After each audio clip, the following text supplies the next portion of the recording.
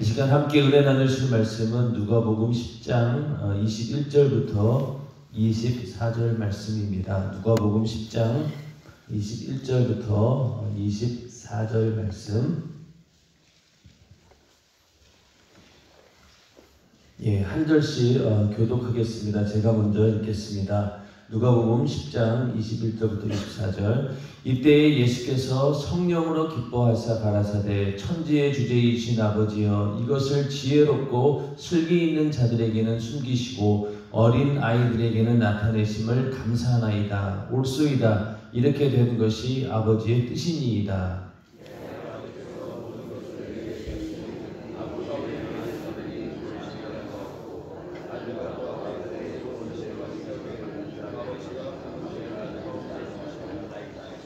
제자들을 돌아보시며 종용이 이르시되 너희의 보는 것을 보는 눈은 복이 있도다. 내가 너희에게 말하노니 많은 선지자와 임금이 너희 보는 바를 보고자 하였으되 너희 보는 바를 보고자 하였으되 보지 못하였으며 너희 듣는 바를 듣고자 하였으되 듣지 못하였느니라. 아멘. 예수님께서는 성령으로 기뻐하셨다라고 이렇게 말씀하고 있습니다. 왜 기뻐하셨을까요? 바로 앞절에 예수님께서 복음을 전하기 위해서 보는 그 70명의 그 제자들이 나가서 복음을 전할 때 주의 이름으로 막 귀신들도 떠나가고 이런 놀라운 역사가 나타나면서 많은 사람들이 복음을 전하고 또 그걸 그로 인해서 회개하고 돌아온 영혼들이 있었기 때문에 주님께서는 기뻐하셨다 이렇게 말씀하고 있습니다. 여기서 누가는 굳이 성령으로 기뻐하사 이렇게 성령을 강조한 것을 보면은 쭉 말씀을 드리지만은 사도행전의 저자가 누가라고 했죠. 항상 기도와 성령에 대해서 끊임없이 계속 언급을 하고 있습니다. 성령으로 기뻐하라. 그래서 우리도 사실은 기쁨이라고 하는 것이 예수님께서도 기뻐한다는 이야기는 복음서 가운데 요 부분밖에 없습니다. 눈물도 흘리시고 애통해하시고 여러 가지 고난도 겪고 삶 자체가 고난의 계속이었지만은 그러나 이 본문에 있는 요 말씀 여기 있는 것처럼 성령으로 기뻐하셨다라는 부분도 있습니다. 우리들도 이 세상을 살면서 사실은 기뻐할 만한 일이 별로 없습니다. 세상 사람들이야 육신의 쾌락이나 즐거움을 쫓다 보면은 그런 일시적인 기쁨도 있겠지만은 우리들이 원하는 진정한 기쁨은 그런 것에서 오지 않습니다. 그런 것들은 일시적으로 잠깐 우리의 육신을 만족해주는 그런 기쁨이지 우리 영혼을 내 영혼을 기쁘게 하는 그런 기쁨은 아닙니다. 온전히 우리가 기뻐할 때는 성령 안에 있을 때 성령께서 나와 함께 하시고 내가 또 성령께 쓰임 받아서 하나님의 뜻이 이루어질 때 우리는 기뻐합니다. 그래서 우리들도 주님과 똑같이 언제 제일 기뻐하느냐? 영혼이 구원받을 때 내가 전도한 영혼이 구원받고 그들이 새로워지고 변화되어지고 거듭날 때 우리도 성령으로 기뻐하게 됩니다. 그래서 성령의 은사 가운데 희락이라고 하는 것이 있죠. 그것이 바로 기쁨인데 이 기쁨은 우리 인간의 어떤 육신의 정욕에서 나오는 그런 기쁨이 아닌 성령에서 나오는 그 기쁨으로 충만한 그런 삶을 살아야 될 것입니다. 우리 안에 늘 성령께서 주시는 그 희락, 그 기쁨이 충만하기를 주님의 이름으로 축원합니다. 그리고 주님께서는 기도하시면서 지혜롭고 슬기 있는 자들에게는 숨기시고 라고 했는데 이것이라고 하는 것은 천국이 가까웠느니라 하늘나라가 너에게 임하였다라고 하는 복음인데 이것을 지혜롭고 슬기 있는 자들에게는 숨기셨다. 그리고 어린아이들에게는 나타내셨다. 이렇게 말씀하고 있는데 지혜롭고 슬기 있는 자들이라고 하면은 그 당시 많은 그 유대인들 가운데 소위 자기들이 지혜롭고 슬기 있다라고 자청하는 사람들, 바리새인들이나 서기관들, 하나님을 잘 섬기고 있다라고 자청하는 그런 사람들이었습니다. 그런데 우리가 앞서 쭉 봐왔듯이 그런 사람일수록 오히려 예수님을 더 심하게 배척하고 자기들이 생각하고 있는 메시아하고는 맞지 않는다라고 해서 예수를 핍박하며 또 배척하는 그런 장면들이 계속해서 나옵니다. 그러니까 오죽하면 예수님께서도 여우도 굴이 있고 공중에 새도 집이 있는데 인자는 머리둘 곳이 없다. 어디를 가도 예수에 대한 오해가 넘쳐나고 또 예수에 대해서 잘못 알고 있는 그런 부분들이 많기 때문에 어느 곳에도 예수를 반겨주는 그곳이 없습니다. 그만큼 사람들이 강박해했다는 것, 또 그 가운데서도 하나님을 잘 섬긴다라고 하는 그 당시 종교 지도자들, 바리새인과 서기관들, 이런 율법사들, 이런 사람들이 오히려 예수를 더 심하게 핍박하는 그런 모습들을 보면서 그런 사람들이 바로 지혜롭고 슬기 있는 자들입니다. 그래서 그들은 자기들이 자처해서 그렇게 생각한다는 얘기죠. 그런데 그들에게는 오히려 복음이 숨겨졌다는 것이죠. 그러나 반대로 그 어린아이와 같은 사람들, 이 어린아이라고 하는 것은 뭐 실제 어린아이 그런 것이 아니라 세상에서 별로 주의를 기울이지 않는 약하고 비천한 소외된 그런 사람들을 얘기합니다. 오히려 어린아이와 같이 세상에서는 주목하지 않는 그런 사람들이 오히려 복음을 받아들이고 또 예수를 받아들이는 그런 모습들입니다. 그래서 그렇게 해서 그들에게는 복음이 나타내셨다. 복음이 나타내심을 감사하셨다. 이렇게 말씀하고 있습니다. 그렇기 때문에 오늘날도 마찬가지로 가난한 자에게 복음이 전파된다고 여러분들도 길거리에 나가서 이게 전도를 해보면 어떻습니까? 주변에서 전도해보면은 정말로 그럴듯하고 번지를 하고 세상에서 아쉬울 것이 전혀 없는 그런 사람들은 어떻습니까? 복음을 아무리 전해도 들으려고 하지 않습니다. 그러나 오히려 세상에서 별 볼 일 없어 보이고 또 아무도 관심을 가져주지 않는 그런 사람일수록 복음을 듣고 귀를 기울이고 또 그런 사람들에게 전도가 쉽게 되는 그런 것을 보게 됩니다. 그만큼 그 복음이 전해지는 것, 누구에게는 숨기고 누구에게 나타내는 것이 이것이 물론 하나님의 뜻이긴 합니다. 그런데 어떤 사람들은 이것을 오해해서 마치 구원받을 사람들은 이미 작정되어 있다, 선택되어 있다라고 생각하는 사람들이 있는데 그렇지 않습니다. 모든 사람들은 다 하나님 앞에 죄인이고 그들은 죄로 인해서 죽을 수밖에 없는, 지옥 갈 수밖에 없는 그런 영혼들입니다. 그리고 똑같이 모든 사람들에게 기회를 줍니다. 그런데 문제는 뭐냐면은 어떤 사람들은 그것을 받아들이는 사람이 있고 안 받아들이는 사람이 있는데 그 받아들이느냐 안 받아들이느냐의 거기에 문제는 뭐냐면은 자기 자신에 대한 교만입니다. 자기 자아가 너무나 세고 나는 굉장한 사람이야, 나는 대단한 사람이야, 나는 정말 아쉬울 것 없이 내 신념 가지고 충분히 살 수 있는 그런 사람이다라고 하는 사람들은 복음을 받아들이지 않습니다. 그만큼 마음이 완악하고 고집스럽고 복음을 받아들이지 않죠.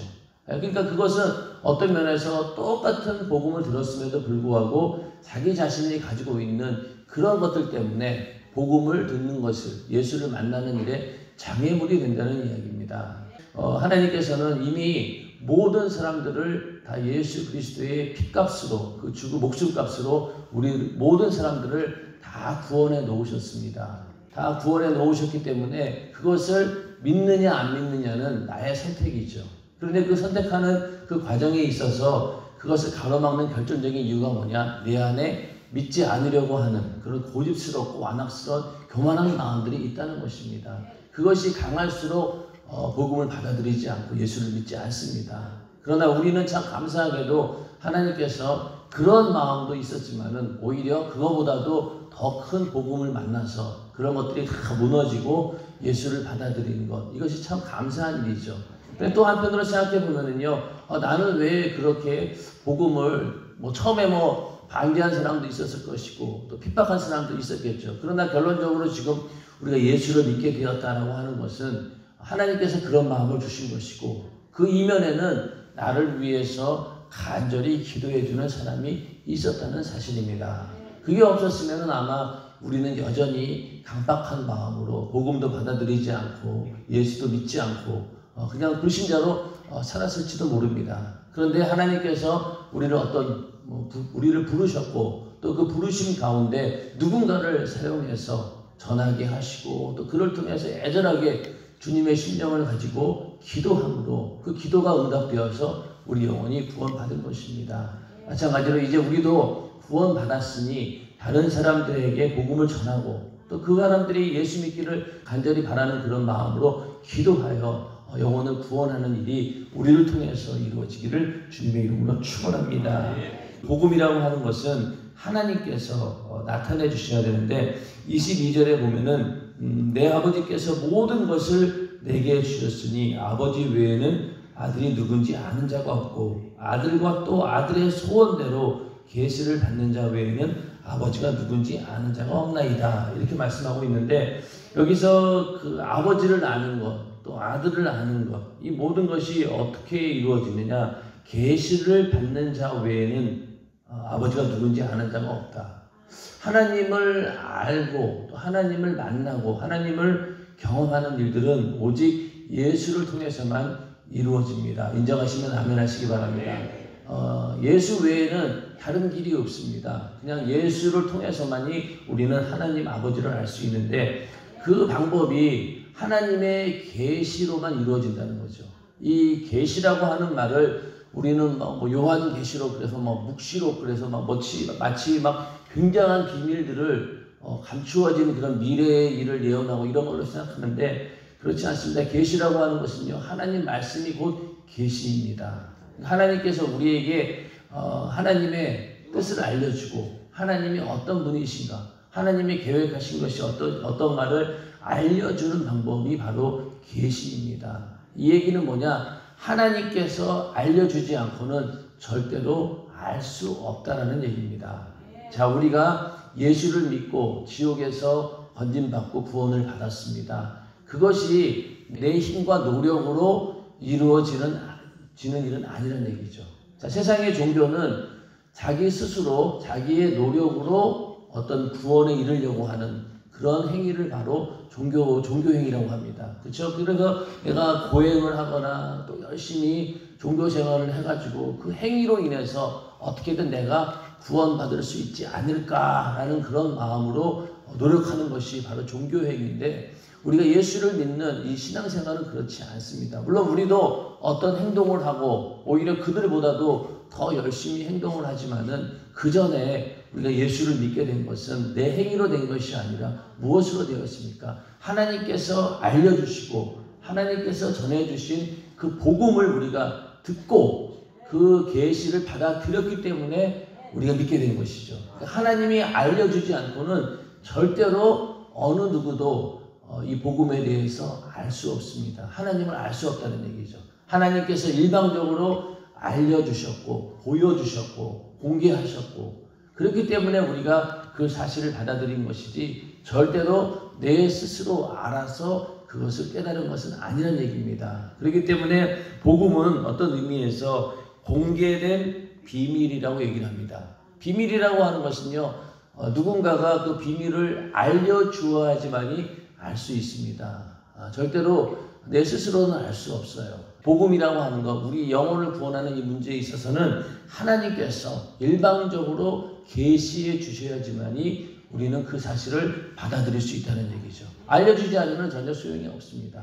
그런데 이제 어떤 사람들은 이 계시에 대해서 오해를 합니다. 사실 계시라고 하는 것은요 하나님의 말씀 안에 이미 다 이루어져 있습니다. 구약 시대나 성경이 어떤 그런 시절에는 하나님께서 음성을 통해서 또 하나님께서 이런저런 감동을 통해서 계시하는 경우도 있지만은 성경이 완성된 그러니까 오늘날 우리에게 주어진 신구약 성경이 있는 그 이후로부터는요 모든 계시는 이 하나님 말씀을 통해서 이루어집니다. 그런데 어떤 사람들은 이 하나님 말씀을 보지 않고 자꾸만 그 하나님의 음성에 귀를 기울이는 그런 사람들이 있어요. 그러면 하나님께서 뭐라고 그러겠어요? 하나님 나에게 계시를 해주시고 나에게 음성을 들려주세요 라고 이렇게 기도한다면은 하나님께서 뭐라고 응답하실까요?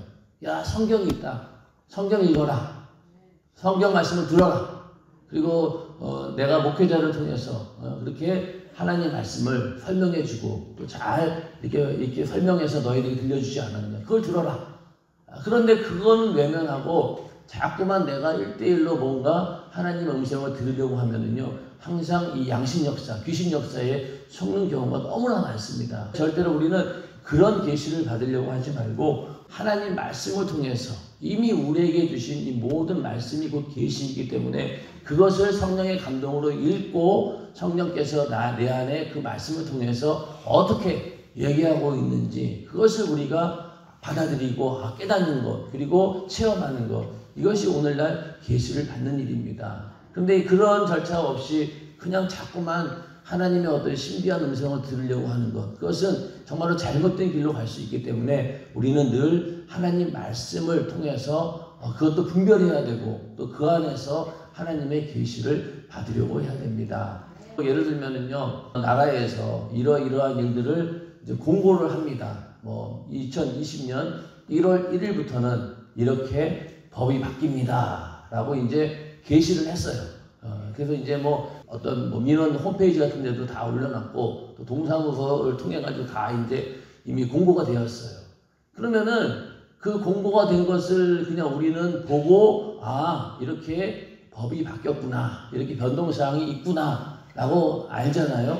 그런데 만약에 그렇게 알려 하지 않고, 대통령한테 계속 청원을 넣어가지고, 이번에 새로 바뀐 법 저에게 알려주세요. 라고 계속 청원 넣는 거랑 똑같은 거예요. 이미 다 알려줬는데, 그렇죠? 방법을 계시를 통해서 여러 방면으로 다 알려줬는데 그거 무시하고 직통으로 자꾸만 들으려고 하니까 이게 문제가 되는 거예요. 그런 사람은 제발 좀 게시판이나 다른 걸 좀 보세요. 이렇게 하지 않습니까? 그러니까 그렇게 그런 것처럼 하나님과의 관계도 그렇다는 얘기입니다. 우리 성도님들도 보면은 하나님 말씀은 참 잘 들으시는데 어떨 때는 보면은 광고를 잘 안 들으시는 분들이 있어요. 그러니까 나중 가면은 꼭 다른 얘기를 하세요. 이미 다 얘기했는데 광고 시간에 또 목사님께서 광고를 굉장히 디테일하게 설명해 주시잖아요. 그런데도 불구하고 광고를 그냥 흘려듣고 나중에 가서 전혀 딴소리 하세요. 분명히 얘기했는데, 광고했는데 그 광고에 귀를 기울이지 않았다는 얘기죠. 마찬가지로 우리가 하나님의 그 계시, 하나님의 그 뜻을, 하나님의 음성을 듣기를 원하신다라고 하면은 우리는 성경을 부지런히 봐야 되고, 또 목사님을 통해서 전해지는 그 설교 말씀을 계속해서 들어야 됩니다. 그렇지 않고는 절대로 우리는 하나님의 계시를 받을 길이 없다는 얘기죠. 계시를 받는 자 외에는 아버지가 누군지 아는 자가 없다는 거예요. 오늘날도 똑같습니다. 우리가 하나님의 계시를, 하나님을 더 알기를 원하신다. 그러면은 우리는 하나님 말씀을 통해서 하나님께서 나에게 계시하는 바를 우리가 읽고 들을 줄 알아야 된다는 얘기죠. 늘 성경 말씀을 접하면서 우리 안에 하나님께서 계시하는 그 음성이 우리 안에 들려지기를 주님의 이름으로 축원합니다. 그렇게 얘기를 하시면서 제자들을 돌아보시며 종용이 이르시되 너희의 보는 것을 보는 눈이 복이 있도다, 이렇게 말씀합니다. 뭘 보았을까요? 그들이 보았던 것은 귀신이 막 떠나가고, 그죠? 예수님께서 말한 것처럼 사단이 하늘로서 번개같이 떨어지는 것을 보는 순간부터 그때 그들에게 어떤 능력이 나타났느냐? 뱀과 정갈을 밟으며 그 악한 마귀의 번체를 무너뜨리고 또 원수의 모든 능력을 제어할 수 있는 그런 능력이 막 나타난 겁니다. 그런 것들을 이 70인의 제자들은 직접 눈으로 보았다는 얘기죠. 그리고 예수님을 쫓아다니면서 예수님께서 행하신 그런 일도 보았고, 그 본 것이 너에게는 참 복이라는 얘기입니다. 왜냐하면은 구약시대에는 이런 일이 없어요. 구약시대에는 이렇게 마귀의 권세를 멸하고 악한 귀신을 쫓아내고 이러한 일들이 아주 부분적으로 특별한 경우에는 있었지만은, 그러나 보편적인 일들은 아니었습니다. 그러나 예수님께서 이 땅에 오시면서 그런 일들이 벌어지기 시작합니다. 왜 그럴까요? 예수님께서는 마귀를 멸하러 오신 분이기 때문에. 마귀를 멸하러 오신 분이 나타났으니 마귀는 꼼짝 못하게 된 거예요. 그러니까 가는 곳곳마다 귀신 들린 자들이 소리를 지르고 귀신이 떠나가고, 그리고 심지어는 죽은 자까지도 막 살려내고, 또 많은 어떤 그 병들을 고쳐내고, 이런 것들은 마귀를 멸하러 오신 예수님께서 오셨기 때문에 그때부터 가능한 일입니다. 구약시대에 24절에 가서 많은 선지자와 임금이 너희 보는 바를 보고자 하였으되 보지 못하였다는 거예요. 우리들이 잘 알고 있는 다윗 왕이나 엘리야나 이런 대단한 왕이나 선지자들도 우리가 가지고 있는 권세에 비하면 아무것도 아니라는 얘기입니다. 그들은 그것을 그냥 멀찍이 바라본 거예요. 그런 일이 나중에 메시아가 오면은 이루어질 것이다 라면서 희미하게 그런 모습들을 보았던 얘기입니다. 그러나 우리는 뭐예요? 직접 눈으로 보지는 않았지만 우리 안에 성령으로 예수께서 우리 안에 계심으로 인해서 우리 안에 예수의 능력이 성령으로 나타나게 됩니다. 그게 결국 뭐예요? 바로 그들은 보지 못했으나 또 비록 우리도 직접 예수를 보지 못하고 예수를 직접 보지 못했지만은 그러나 내 안에 계신 성령으로 계신 주님으로 인해서 그런 일들을 나타낸다는 얘기죠. 그렇기 때문에 누가 복이 있다는 거예요. 그것을 직접 경험한 우리들이 더 복이 있다는 얘기입니다. 여기서 말씀하고 있는 70인의 제자보다 우리가 더 큰 복을 받은 자들입니다. 왜냐하면 우리는 성령 받은 자이기 때문에, 성령을 받았기 때문에 내 안에 모든 예수 그리스도를 중심으로 하나님께서 이루고자 하는 모든 구원 계획이 완전히 이루어진 거예요. 그러니까 내 안에 성령 받고 성령으로 거듭나는 순간부터 내 안에는 모든 구원이 완성된 겁니다. 침례 요한이라 할지라도 우리는 그보다 더 큰 자다라고 주님 말씀하신 것처럼 구약시대에 있던 많은 선지자 임금은 이거를 보고자 해도 볼 수도 없었고 하나님께 보여주지도 않은 거예요. 때가 아니니까. 그러나 이제는 때가 이르러서 예수님께서 이 땅에 오시고 고난당하고 죽으시고 부활하신 다음에 그때부터 우리 안에 성령을 보내주시고 성령께서 우리 안에 예수를 알게 하시고 또 예수의 생애가 우리를 통해서 재현되게 하셨기 때문에 이 모든 일들이 오늘날 우리에게 그대로 이루어지고 있기 때문에 우리는 복받은 자들이다 라고 이렇게 주님은 말씀하고 있습니다. 그러나 구약시대 사람들은 어떻습니까? 바라는 것들의 실상이라고 그들은 그냥 바랄 뿐이에요.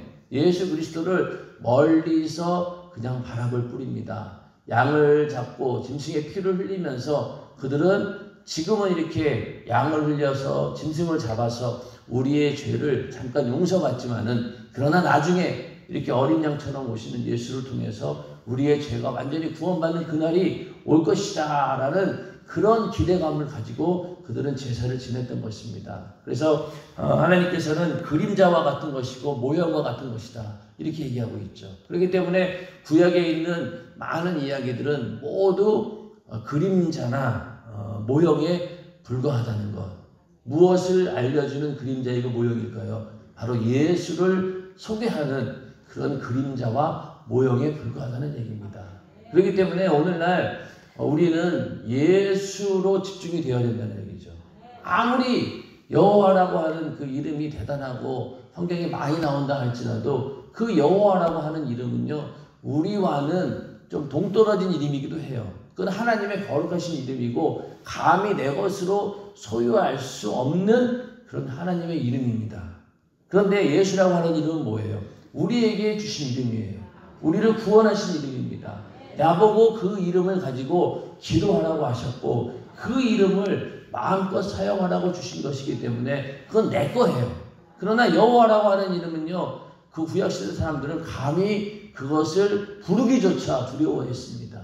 그래서 여호와라는 이름을 딱 나올 때마다 이거는 정말로 잘못 성경을 기록할 때도 잘못 쓰면 안 된다 그래가지고 쓰다가 잘못 쓰면요 앞에 것까지 전부 다 지워버려야 되는 거예요. 파괴시켜야 될 정도로 두려운 이름이에요. 그거는 우리가 소유할 수 없는 그런 이름입니다. 율법이라고 하는 것도 마찬가지입니다. 율법은 하나님의 선하신 법이고 거룩한 법이지만은요 그 율법을 우리가 지킬 수도 없을 뿐더러 율법을 범함으로 인한 그 죄를 해결할 길이었기 때문에 율법 아래 항상 우리는 두려워할 수밖에 없는 거예요.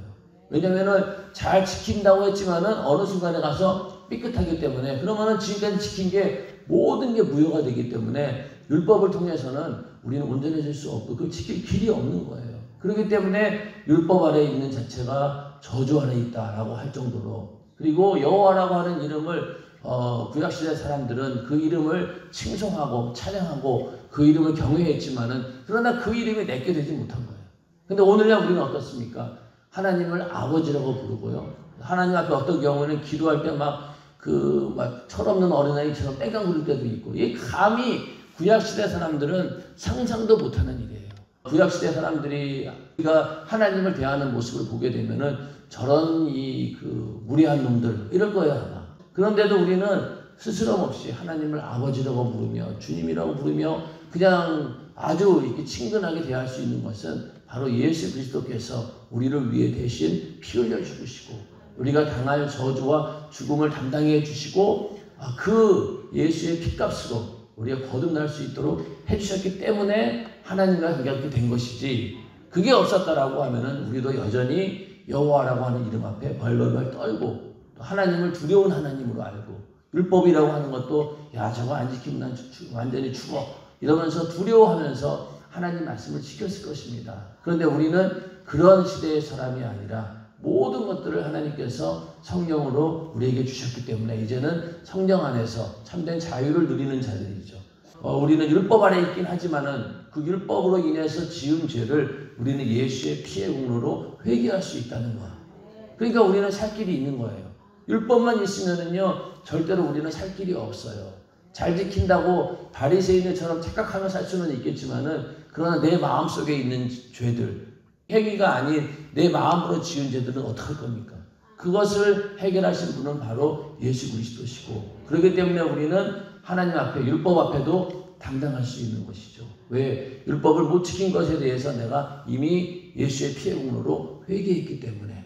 그리고 더 나아가서 성령께서 우리를 율법을 지킬 수 있도록 인도해 주시기 때문에 우리는 율법에서 자유할 수 있습니다. 인정하시면 아멘 하시기 바랍니다.